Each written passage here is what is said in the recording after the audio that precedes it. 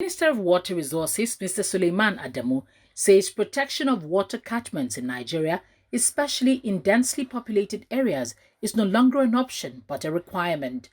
Adamu said this in a keynote address at the National Validation Workshop on the Draft National Water Source Protection Policy 2020, organized by Nigeria Integrated Water Resource Management Commission in Abuja. Protection of water catchments in Nigeria, especially in those densely populated areas, is no longer an option but a requirement. Compromised or degraded water catchments mean the societies that depend on them have either limited access to a sustainable source of water or consume contaminated water.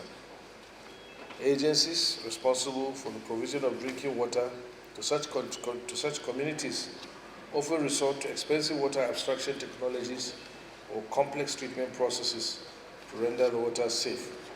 But such treatment comes at great cost to the societies and consumers of the water.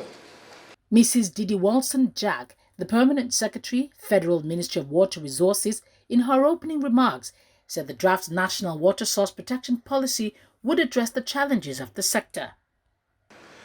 I'm delighted to note that the National Integrated Water Resources Management Commission is bringing together relevant stakeholders to discuss and validate the draft National Water Source Protection Policy document by a committee of experts in water resources development and management. This policy document provides for professional and efficient management of all surface and underground water sources for the use of all, both for domestic and non-domestic uses, irrigation, agricultural purposes, generation of hydroelectric power, navigation, fisheries and recreation, as well as ecosystem maintenance.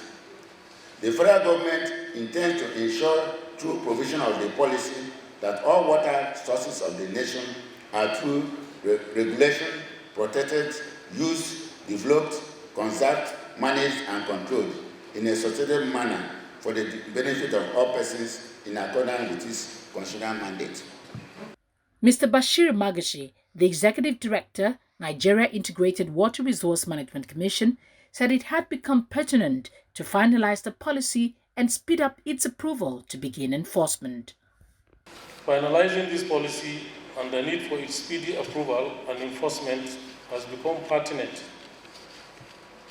because despite all the efforts in the promulgation of various decrees, laws and policies in the past, due to some shortcomings, the sector has been faced with the challenges of polluted water sources, deteriorated assets, weak institutions, including federal, states and the local governments, as well as international organizations and sectoral approaches. Today, this national workshop is intended to achieve three objectives. First, to familiarize key stakeholders and institutions to the draft policy and its contents.